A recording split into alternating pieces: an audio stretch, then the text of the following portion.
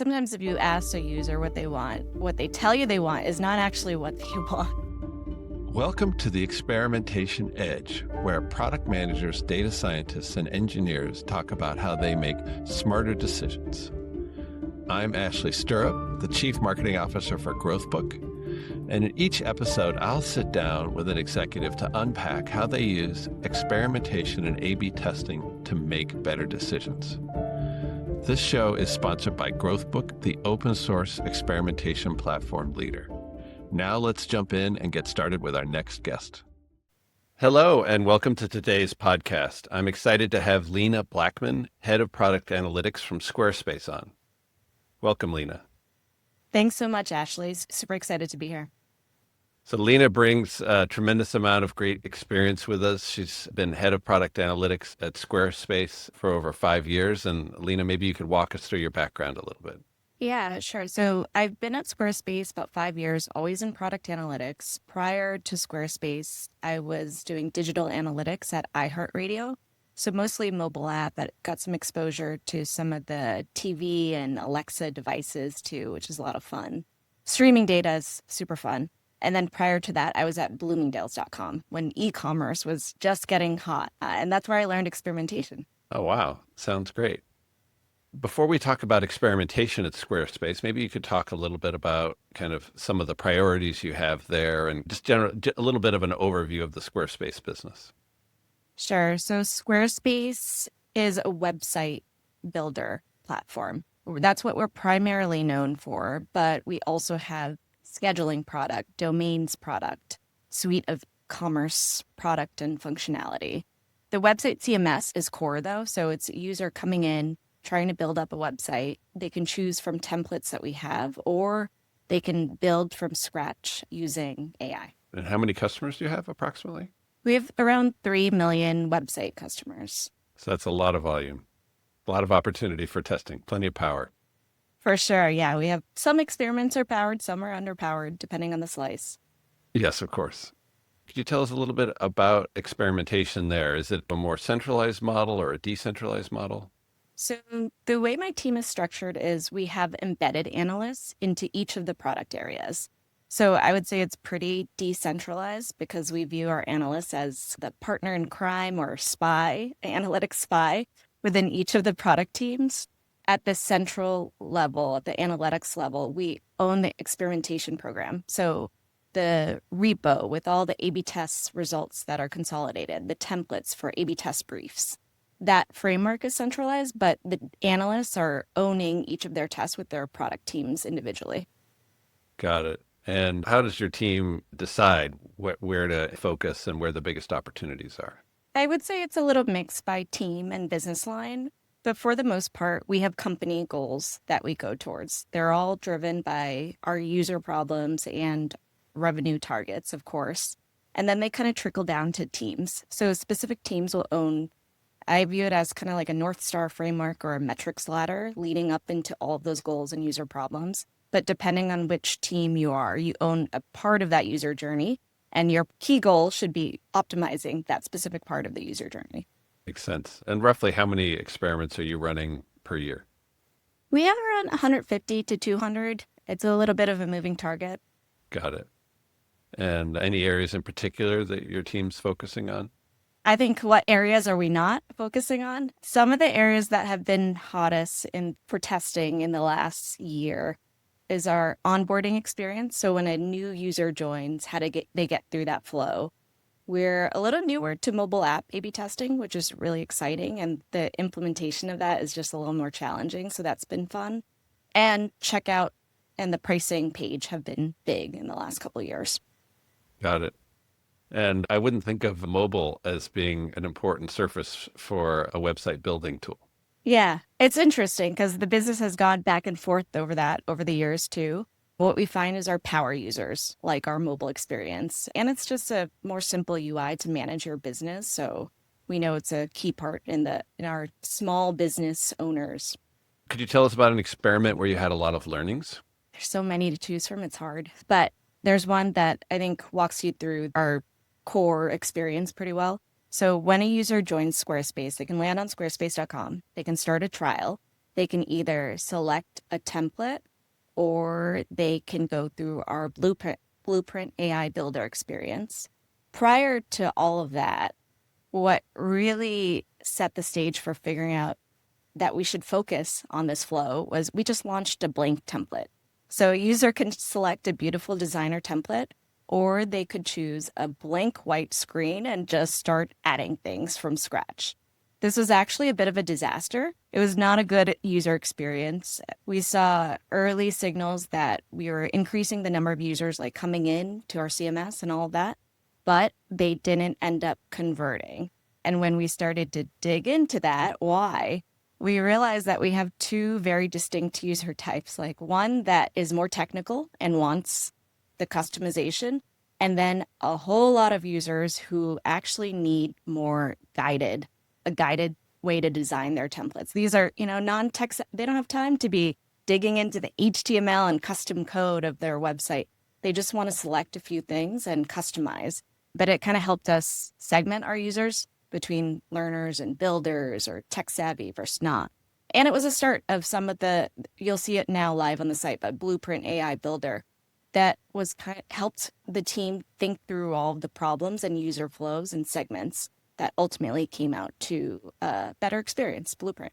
Got it. And so did you end up looking for ways to segment the user experience so that the people that the blank template was a good fit for, that was an option, and the other people you're steering them another way? That design was killed forever. And I think which is good because I think failed experiments are just as good because we were able to iterate off of it. And the iteration is really versions of Blueprint or better versions of aided onboarding rather than a blank screen. And that was too risky for us. Got it. Got it. Makes sense. Interesting. Yeah. I think there's so many examples of where you really want to try to understand the user experience. And sometimes your users will say, oh, just give me the blank thing, or I was just recently recorded an episode with Signet Jewelers, and for them it was like, oh, show me all the rings, right? But like all the rings is not what you want to see at Signet Jewelers. If you're shopping for engagement, you're shopping for an engagement ring. And sometimes you have to guide people in ways that they don't actually tell you they want to go, if that makes sense. Sometimes if you ask a user what they want, what they tell you they want is not actually what you want. Exactly. You said that a lot better than I did. So yeah, in general, how do you approach experiments that lose? How do you try to extract as much learning as possible from them? I heavily believe that not failed tests are just as good and we should iterate or not. When we do have a test where none of the variants win, of course, the teams they're emotionally bought into the experience and they're rooting for the experience. Even my analysts, who are the spies and supposed to be agnostic to the product team. The two questions I would ask is one, are there granular segments where this experience actually worked? Or, is there some nuance? That's the fun analytics deep dive part of it. Two is, should we continue investing in this idea? Which I think is a really fun business problem because there's a million things that a product team can be building. I think experimentation is just a good way to focus and revisit all of the user problems that you could be solving and figuring out which ones most be impactful. And then it also just helps build your knowledge too, right? Not that you should always use historical results as the final say, but it builds your knowledge on this worked for the user, that these kind of experiences don't work for the user. So adding to that library and knowledge. Yeah, I think that makes a lot of sense. Yeah, it's funny because, of course, we all want nothing but winners all the time. But if that's what we got, we wouldn't need experimentation. We also wouldn't be learning that much about the user journey. I think the losses is where you learn, what are people really trying to do? And is this thing I just inserted into the experience actually supporting that goal? Or is it taking them in a path that's not as helpful? Absolutely. Yeah, I think teams only need one or two big wins a quarter or whatever. It's not sustainable to have a million hits. Yeah. Let's try to work with product managers. I would imagine that depending on the product, some of them are going to more naturally lend to experimentation because you're trying to optimize an onboarding flow. And then some of them, they might be like, I just want to ship features and I don't need to do any of this A/B testing. And how do you help somebody like that think through how to prioritize experimentation relative to all their other priorities?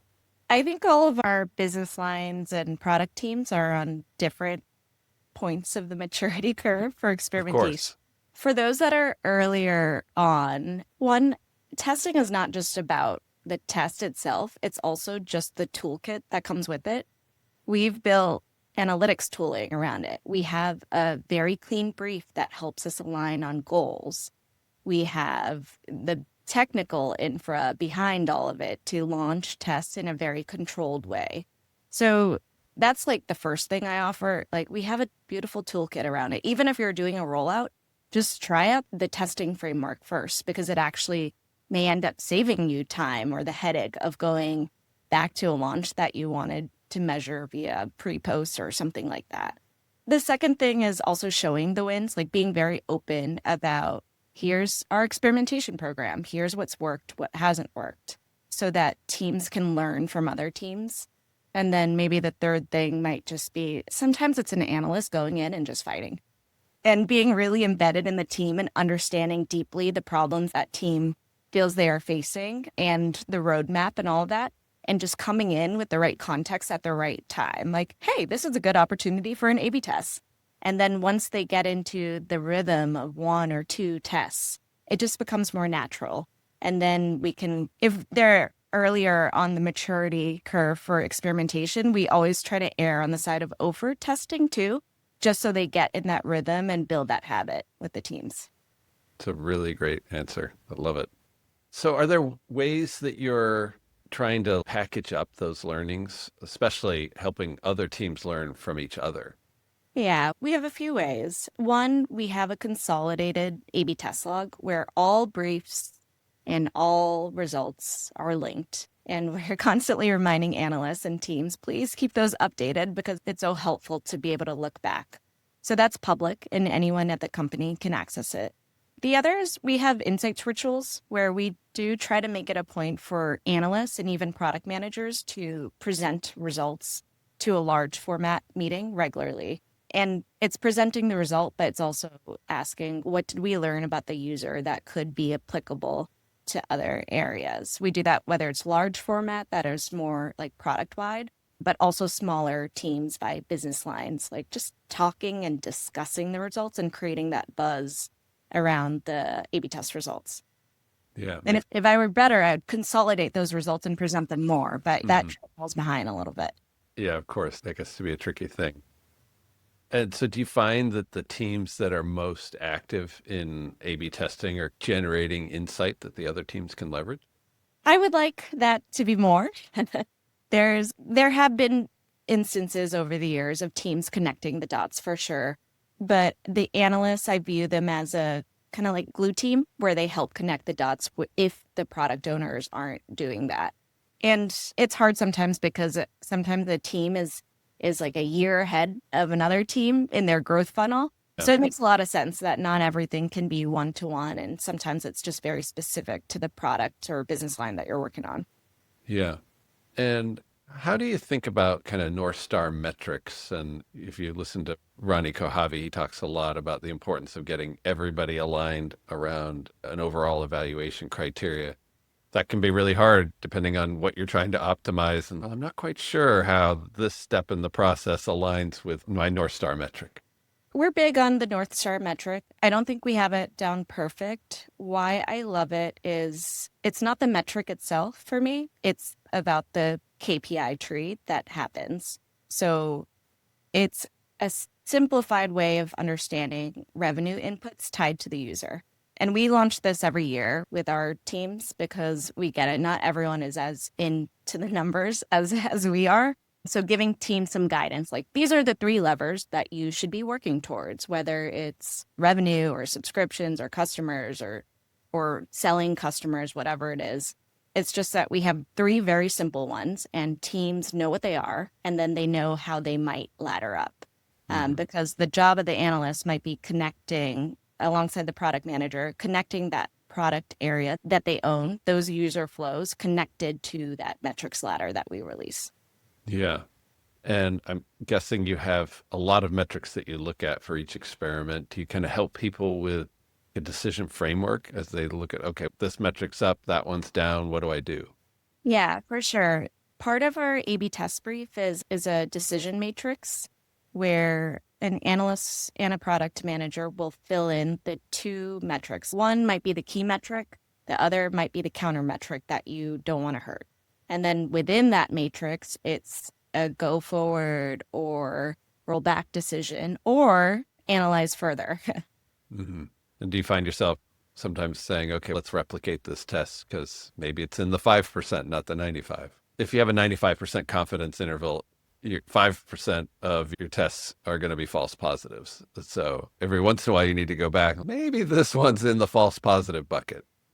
Yeah. So we definitely debate our levels of certainty Mm-hmm. all the time. I would say for tests that are our core funnel, like subscriptions, pricing tests, we accept a certain level of uncertainty. We're tighter, though, on bounds. We want to make sure it's within the 5% or whatever it is. For tests that are more engagement, though, we accept less certainty. So the bounds for that can be a lot wider, and we try to not have teams spin on that because you can never be sure, and you may run into false positives or anything like that.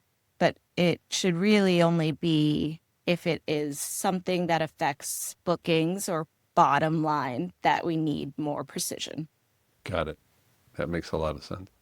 And as we wrap up, where do you see experimentation going at Squarespace? Some of the things I'm excited for most, how AI changes the A/B tests workflow, of course. We're thinking of that and we're already experimenting a little bit. I'm curious from how it speeds up things, but also what we'll realize in the workflow we want to do manually because it is a good forcing function for the teams. So I think it's going to be like a back and forth on that and experimenting within the workflow.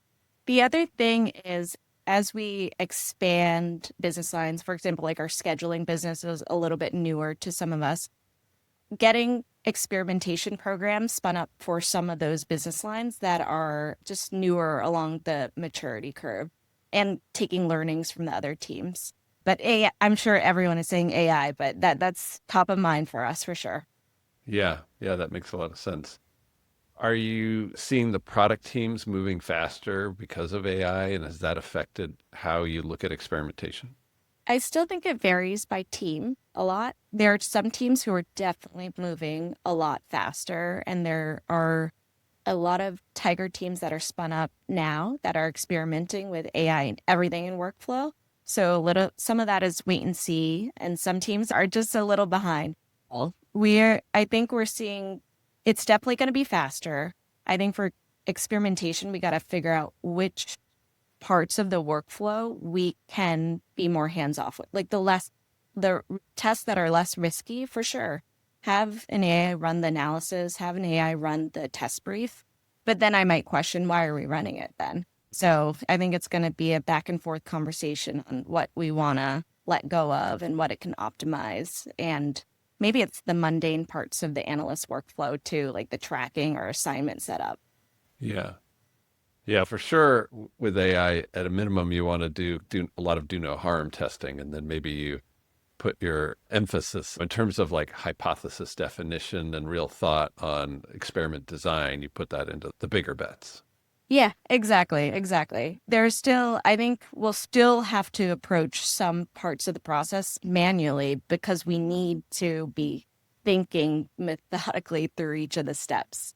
Yeah, that makes a lot of sense. I think we've all used AI to do something, and then you go back and you look at what it wrote, and you're like, what is it saying here? So, like forcing yourself to go through the thought process, maybe as you collaborate with AI or even after the fact, I think that's important. One thing we're seeing is that some of our customers are going very heavy in AI powered apps. So, not just coding with AI, but building things on top of LLMs. And that creates some different dynamics. Sometimes means you need new metrics to track in order to do experimentation. Are you working with LLM powered apps, and are you dealing with any of those challenges?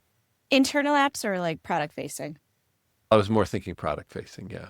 Product facing.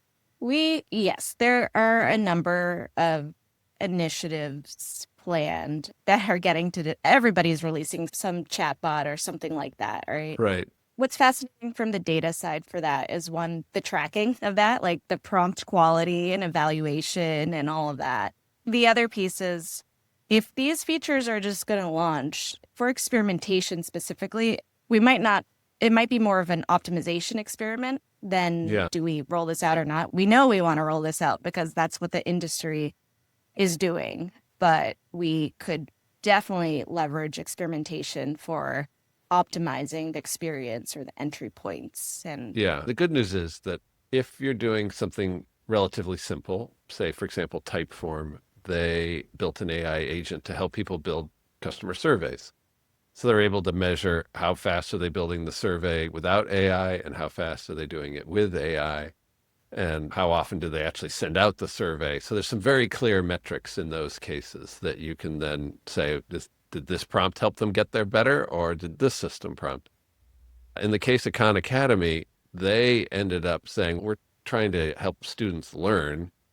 And they invested a lot in creating a new metric around cognitive engagement and just, okay, is the student asking questions where they're really trying to learn, or are they just trying to get through this course as quickly as possible? And so then they were able to optimize on this engagement metric. And so that's what I think's super interesting is so often with a chatbot, did the person leave with a good experience or not? And how do you measure that? And so I find that a fascinating topic within experimentation. yeah, for sure. There's like engagement, there's quality of the output, and then there's long-term implications too. Do they come back and use that? Did they get value out of it, or were they just experimenting to mess around with the chatbot or whatever it was? That's right. That's right. Yeah. Yeah. And that's where I think data teams can be really valuable to the rest of the org is that sometimes an engineer will say, I used another LLM to grade it. And it's like, well, maybe you didn't quite design that the right way. So I think there's a lot of opportunity for collaboration there. Yeah, for sure. Yeah. Lina, thank you so much for today's episode. I think you brought a lot of great concepts and I feel like I just learned a ton. So I really appreciate you coming on the show. Thanks so much, Ashley. This was a lot of fun. Thank you. Bye-bye. All right, have a good one. Thanks for tuning in. If you enjoyed this conversation, please support our channel by hitting the like button and subscribing. Better yet, share the episode with a friend. I'm Ashley Stirrup with GrowthBook. We'll see you next time on the Experimentation Edge.